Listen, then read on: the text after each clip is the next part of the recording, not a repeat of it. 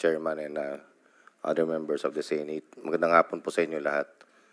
Sir, I was assigned as the officer in charge of the Philippine National Police from May 2022 up to August. So it's only 3 months, and that was the time of election. And from 2016 to 2018, I was just a mere directorate or staff of the directorates of intelligence and the CIDG. But as far as the neutralization word is concerned, as being discussed before during the height of the drug war, for me, sir, I would take it as a neutralization is a form of police operation.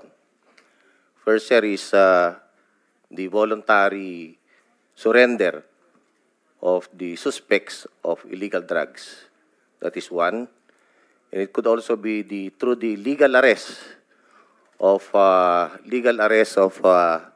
suspects through bypass operation, through conduct of search warrants, and the other forms. It could also be through checkpoints. Kasi kung minsan, sir, may mga checkpoints dyan na makikita in possession, sir, yung illegal drugs ng mga suspects.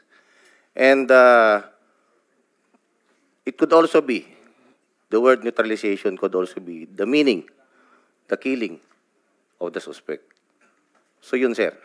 So pero yung sinasabi siya na interpretation how we conduct operations sa baba, sir, nasasabi na killing, parang medyo wala naman pong ganon. But it is only how to the people on the ground on how they interpret it as such. Thank you.